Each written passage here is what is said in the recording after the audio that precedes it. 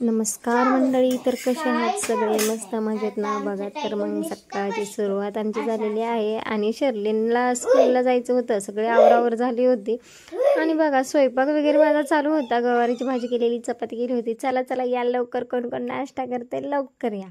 आणि बघा तर मग भांडी वगैरे घासली आणि माझं काम तुम्हाला माहिती आहे, म्हणजे एक काम करायला गेलं की दुसरं काम करायचं. बघा शेतामध्ये एवढं छान फुलं लागलेली नाही, चिनी गुलाबाची मी आणलेली, माझं फळ लागलं म्हणजे एवढं भारी वाटलं ना. मी आणलेलं झाडाला फुलं आलं असं मन एकदम मस्त वाटतं का नाही.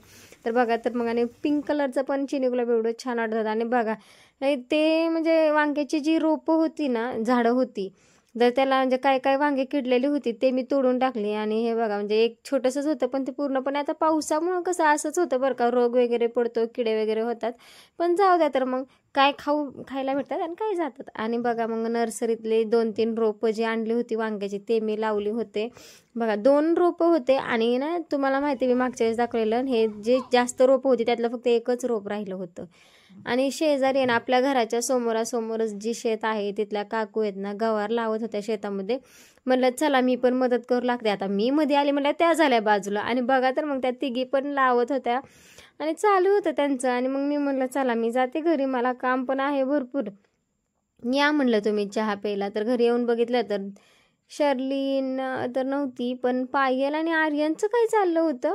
आणि नंतर त्यांना बोलवलं होतं चहा प्यायला, मग त्या आल्या चहा प्यायला. तर दादूचं बघा म्हणजे दादू एवढं डांबीस झालं ना, तर आता चहा खूप आवडायला लागलाय. मग आम्हाला जायचं होतं, आज गुरुवार होता, स्वामींच्या दर्शनाला जायचं होतं. आवरावर चालू झाली होती, त्यात पायलला गावली ह्यांच्या गाडीची चावी. म्हणजे 15 दिवस झाला आम्ही शोधतोय, ती पायलला गावली आज. आणि नंतर दादूचं झालं नाटक चालू, दीदीचं दप्तर घेतलं आणि लागलं अडकवायला. म्हटलं मला बी जायचं शाळेत, दिली पप्पांना टाळीन निघाला. तर कसं आहे ना, दादूचं आणि पप्पांचं पटतच नाही. म्हणजे पप्पा काय करतात, त्याच्या खोड्या काढतात आणि मग तो चिडीला जातो. तर तेवढ्यातून बी बाबा निघाला आमचा दादू स्कूलला, चलो बाय बाय. असं कोण स्कूलला जातं का बघा. आणि मग दादूने दप्तर अशा पद्धतीने अडकवलेलं होतं, चप्पल नव्हती, कपडे असे घातलेले, तरी मला म्हणायचा बाय बाय, फ्लँकेच द्यायचा आणि निघाला. झाली बाबा, सुटली शाळा, आले महाराज परत माघारी. आता महाराज माघारी आलेल्याचं कारण माहिती आहे का तुम्हाला? त्याला लाडगुडी लावणे ना, आम्ही सांगितलं होतं दादू आपण चप्पल घालून येऊ, चल मेकअप करून येऊ असं वगैरे सांगितलं. आणि मग घरी आल्यानंतर पायल किती हुशार, तिने नादवलं दादूला आणि म्हणले थांब आपण दप्तर नीटनेटकं आवरू. तर कसं दादू म्हणायचा, इथं इथं इथं अडकव, माझ्या पाठीला अडकव, असं करायचा. जे एवढा दादू डांबीस आहे ना, ले नखरेत दादूचे माहिती आहे का. ही प्रत्येक लहान मुलांचं असंच असतं बरं का. ज्या त्या आईला वडिलांना माहीत असतं आपली मुलं किती डांबीस आहेत आणि किती खोडकर आहेत.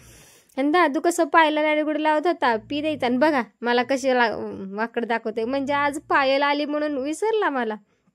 आवरावर केली आणि मग आम्हाला निघायचं होतं स्वामी दर्शनाला. मग थोडंसं काय ना, आम्हाला फोटोशूट करायचं होतं. तर मग घेतलं आम्ही काही सामान आणि निघालो इंदापूरमध्ये. तर बघा इंदापूरमध्ये म्हणजे विठ्ठलाची एवढी छान अशी मूर्ती आहे ना.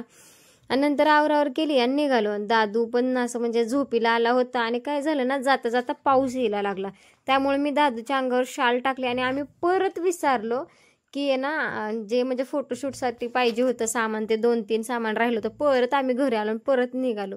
तर बघा इंदापूरमधले काय काय असे म्हणजे जे आहेत ना एरिया, तिथले मी तुम्हाला दाखवते. म्हणजे एवढे छान आहेत ना, खरंच त्या ठिकाणी गेल्यानंतर असं छान वाटतं, असं प्रसन्न वाटतं. आपलं इंदापूर बरं का. आणि नंतर स्वामी दर्शनाकडे म्हणजे जिथं मंदिराच्या आहे तिथं आम्ही निघालो. तर आर्यनच्या एवढा धिंगाणा चाललेला, आवरावर केली आणि नंतर जिथं जाईन तिथं आमचं शूट चालू होतं थोडं थोडं.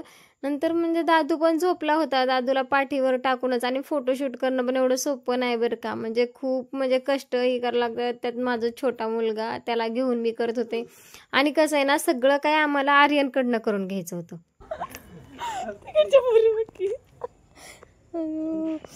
काय माया कर ना लवकर.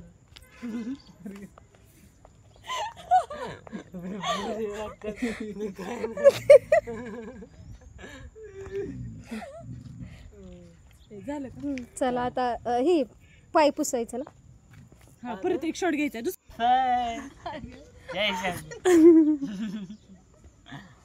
शाळेतल्या पुरी आल्या बाबा.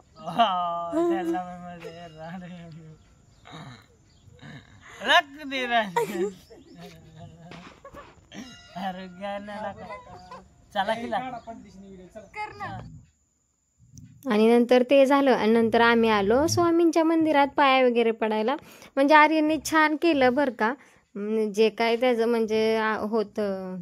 आणि त्याला आम्हाला आहे ना महाराजांचं लुक द्यायचं होतं. तर मग नंतर पायलने आवरलं वगैरे आणि पायलला लेट होत होता. मग पायल निघाली, तिचे मिस्टर आले होते न्यायला. मग आम्ही नंतर ना दादूचं पोट दुखत होतं, तब्येत बरोबर नव्हती. मग दादूला घेऊन आलं लहान मुलांच्या दवाखान्यामध्ये.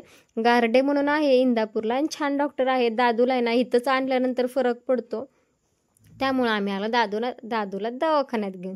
तर बघा तर मग म्हणजे दवाखान्यात एंट्री मारताच दादूचा ड्रामा चालू झालं.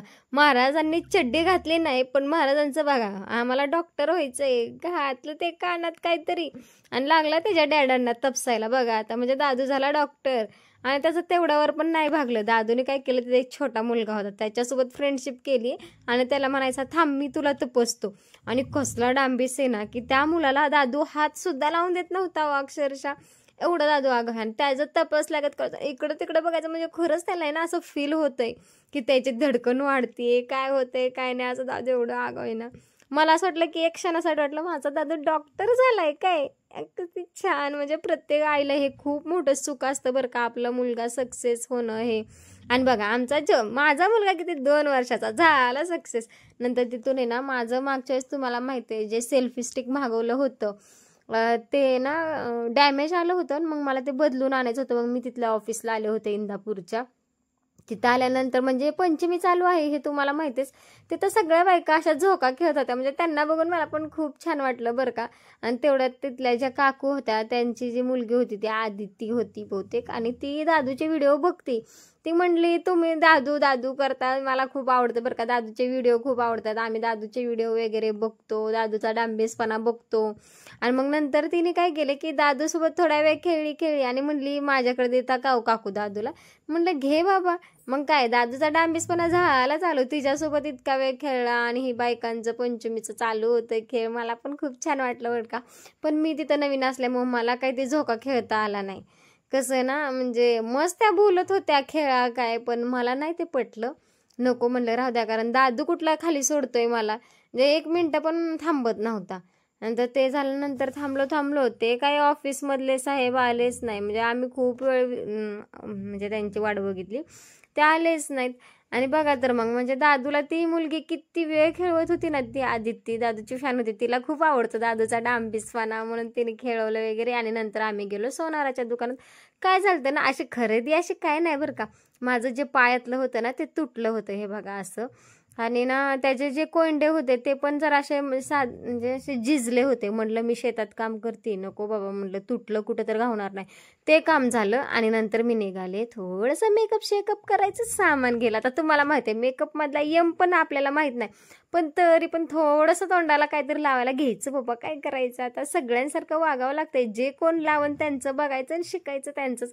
म्हणून आले मी दुकानात शॉपमध्ये आणि पैसे दिले आणि काहीतरी घ्यायचं म्हणून घेतलं. आणि नंतर आम्ही आवरलं वगैरे निघालो घरी. चलो बाय बाय, भेटूयात पुढच्या ब्लॉगमध्ये, तोपर्यंत बाय बाय.